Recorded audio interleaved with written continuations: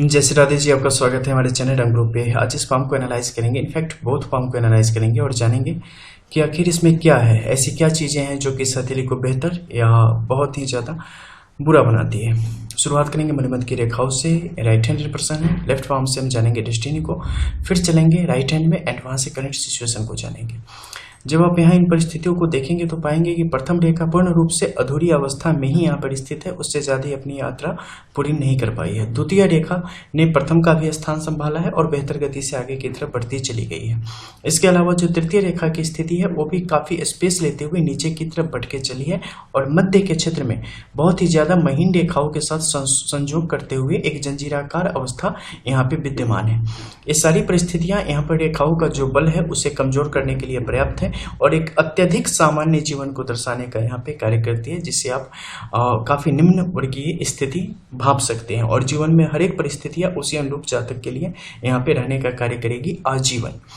इसके अलावा ऊपर के क्षेत्रों में हम चलेंगे और वहां से जानेंगे कि आखिर प्रकृति किस प्रकार से काम करती है। सबसे पहले जुपिटर के इस माउंट एरिया को देखेंगे तो आप पाएंगे कि जुपिटर का माउंट एरिया काफ़ी वेल डेवलप है, काफ़ी बेहतर तरीके से सेटल है और किसी भी प्रकार के यहाँ पर बुरे सिंबल जैसी सिचुएशन नहीं बन पड़ी है, जो कि काफ़ी एक बेहतर शांत और सुरक्षित जीवन को दर्शाने का कार्य करता है। यानी कि कोई भी ज़्यादा हलचल नहीं, बिल्कुल शांत पानी की तरह जो आ रहा है जिए चले जा रहे हैं, उससे ज़्यादा कुछ भी यहाँ पे होने जाने गाने वाला कुछ है नहीं। ठीक है, तो ये परिस्थिति वैसे ही रहने वाली है। अगर करंट 38 ईयर्स की हम मान के चलते हैं तो क्या फ्यूचर में यहाँ पे कुछ और बेहतर की हम संभावना तलाश पा रहे हैं? जी बिल्कुल नहीं। अगर आप सैटर्न के इस माउंट की तरफ आते हैं तो यहाँ पे पता चलेगा कि रेखाएं बिल्कुल अस्त हो चुकी हैं, सुस्त पड़ चुकी हैं और एक्टिव नहीं है और ना ही कभी एक्टिव होने की दिशा में कार्य कर रही है।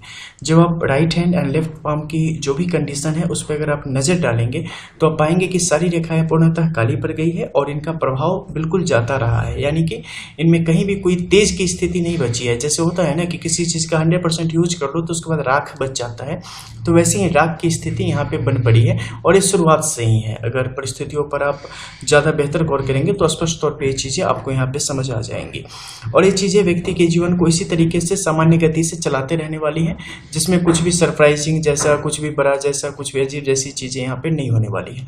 ये छोटे जो दाग की स्थिति है ये जीवन में हमेशा समय समय पर आने वाले आर्थिक रूप से विघ्न को दर्शाती है, जिसमें लगातार आपके जीवन में अर्थ की जो आवक है वो नहीं बनी रहने वाली है। बार बार रुकावट के साथ साथ आप आगे बढ़ते रहेंगे, यानी कि इंस्टॉलमेंट में आप इनकम आपकी यहाँ पे जीवन भर होने की संभावना बनी रहती है। साथ ही शारीरिक कुछ रोग व्याधियाँ आपको यहाँ पर जकड़ के रखने का कार्य करने वाली होती है। जब इस संधि क्षेत्र में आप देखेंगे तो पाएंगे कि यहाँ पर रेखाओं का छोटा सा जाल बन पड़ा है।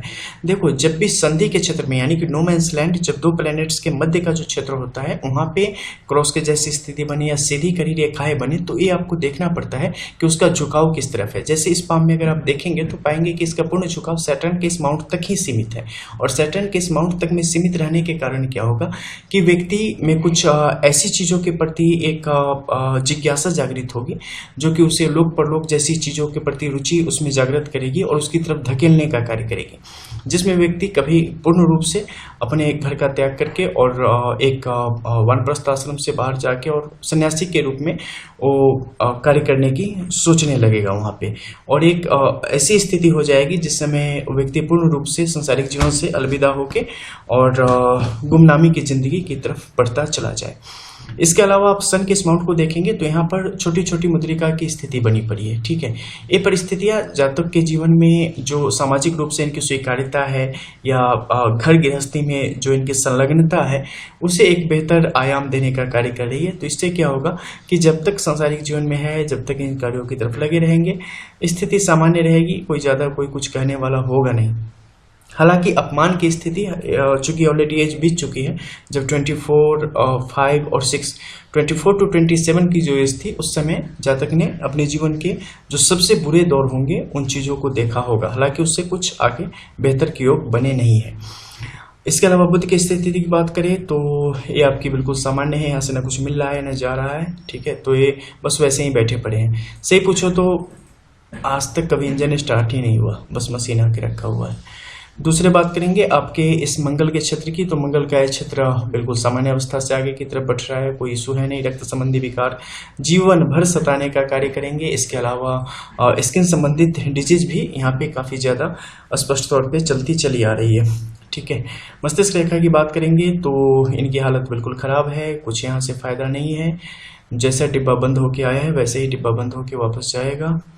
इसके अलावा इस मध्य के क्षेत्र की बात करें तो यहाँ पर जो कुछ चिन्ह बन रहे हैं ना, ये आपके जीवन में आने वाले जो दूसरे लोग होंगे ना, उनसे फायदे की स्थिति को दर्शाता है। इनफैक्ट कि जो कुछ भी हल्का फुल्का मिला है वो आफ्टर मैरिज, उससे पहले कुछ नहीं और उसके बाद भी कुछ नहीं, तो ऐसी ही स्थिति बनी रहने वाली है। जिंदगी सामान्य रूप से चलने वाली है, कोई इशू है नहीं। जीवन के कुछ कुछ खास पलों में कुछ कुछ बेहतर वृद्धि, खासकर जब शादी की का टाइम था उस समय अच्छे फलों की मिली है। उसके बाद जब पुत्र प्राप्ति हुई उसके बाद बेहतर योगों का निर्माण हुआ है, और इसके बाद आगे का समय बिल्कुल वैसे ही 0 सन्नाटा की कहानी यहाँ पे आपके लिए बयां करने का कार्य कर रही है। देखो बहुत सारी ऐसी चीज़ें होती हैं जिसे आपको स्वीकार करना पड़ता है जीवन में, ठीक है। आपके शुक्र की स्थिति को देखें तो ये आपके लिए जीवन को बेहतर बना के रखने का कार्य करेगी, संतोष पैदा करेगी। जब हमारे पास मौके कम होते हैं ना, तो भगवान बर्दाश्त करने की क्षमता भी दे देते हैं, तो वही हाल है। जब आप पूछते हो ना हमसे कि रेमेडी बताएंगे ना, रेमेडी बताएंगे ना, रेमेडी बताएंगे ना, देखो अगर आप डॉक्टर के पास जाते हो तो क्या वो करता है, सिर्फ आपको 100 बीमारियां गिना के कहता है अब जाओ अब तुम जानो तुम्हारा काम जाने, ऐसा नहीं होता है। सारी चीज़ें आपको देना उसका फर्ज है। उसी तरीके से आपको जो समस्या है आप में वो सारी चीज़ें आपके समक्ष रखना और उसके उपाय बताना हमारे लिए मोस्ट इम्पॉर्टेंट हो जाता है।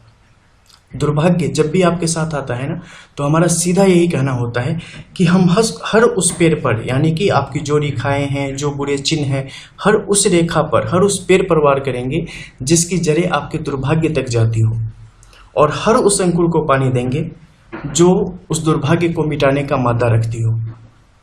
चाहे कैसी भी परिस्थिति हो, चाहे कैसी भी प्रकृति हो, हर उस पेड़ को मिटा देंगे जो आपके दुर्भाग्य की जड़ों तक जाके उसे आगे बढ़ाने का काम कर रही हो।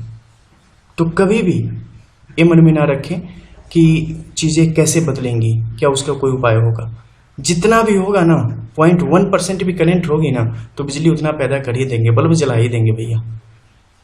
अब आर्टिफिशियल तो कुछ कर नहीं सकते, डेस्टिनी वाली बात है, लेकिन जितना होगा उसे दोबारा से एक्टिवेट पक्का कर देंगे अगर उस पर चल जाओ, जितनी लंबे टाइम तक चल जाओ, आगे की ठाकुर जी जाने। तो ऐसी परिस्थितियों को ये बयां कर रहा है आपके लिए। इसके अलावा मंगल के इस क्षेत्र में जो परिस्थिति आपके लिए बन रही है और जो सीधे चिन्ह है, ये चिन्ह काफ़ी अच्छी है, क्योंकि जो कुछ बुरे योग हैं उन सबसे बचाने का कार्य कर रही है। कई दफ़े हालांकि आपको तो समझ में नहीं आती होंगी, लेकिन आपके आसपास के लोगों को समझ में आती होंगी कि ऐसी परिस्थितियों में भी कैसे बंदा बचा हुआ है, कैसे जी रहा है, कैसे कट रहा है। इसके अलावा अंगुलियों के मध्य की जो परिस्थितियां है ना, ये परिस्थितियां आपको क्या कर रही है, इस मामले में तो स्वतंत्र बना रही है, बिल्कुल अलग विचारों का बस रमता जोगी बहता पानी ऐसी कंडीशन दे रही है। दूसरे कंडीशन में क्या है कि एक निम्न सामान्य आय आती रहे, जिंदगी चलती रहे, कोई ज़्यादा कहानी नहीं, कुछ नहीं, सुकून, बस ऐसा ही। तो ये चीज़ें आपके लिए अच्छी है।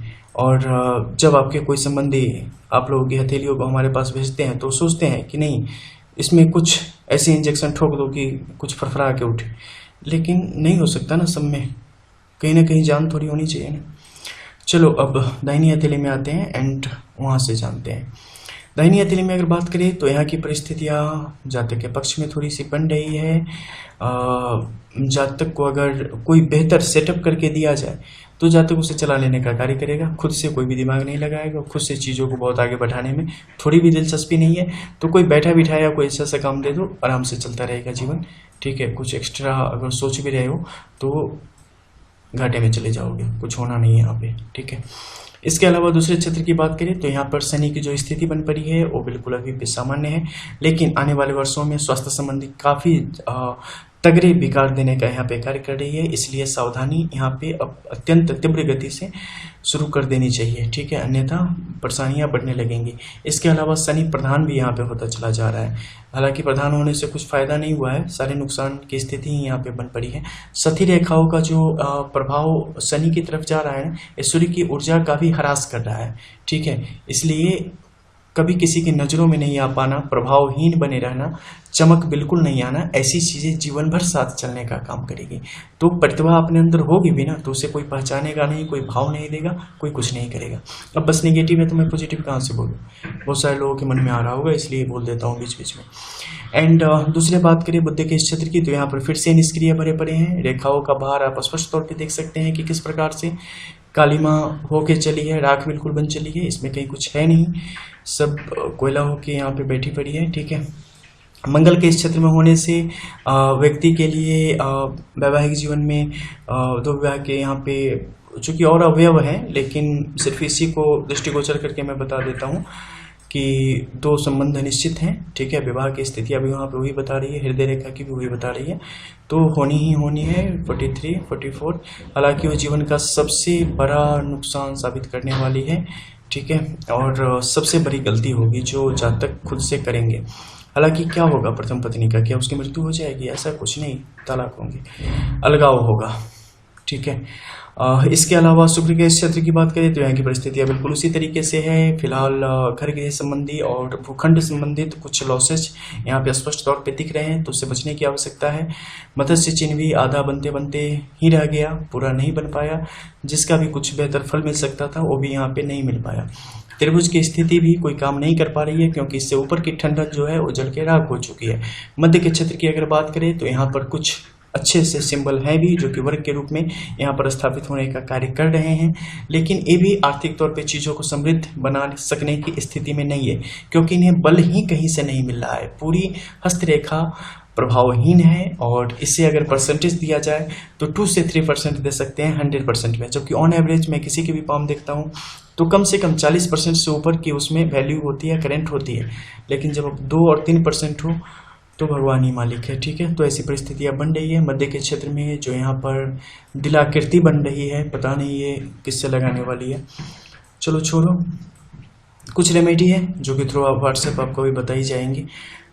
उस रेमेडी को पूर्ण रूप से करना ही एकमात्र उपाय है, इसके अलावा और कोई उपाय नहीं है, ताकि 2% भी चीज़ों को संभाल सकें, तो इस बंदे के लिए बहुत बड़ी बात है। दिखा देना वीडियो इसे। मिलते हैं फिर, तब तक के लिए जय श्री राधे।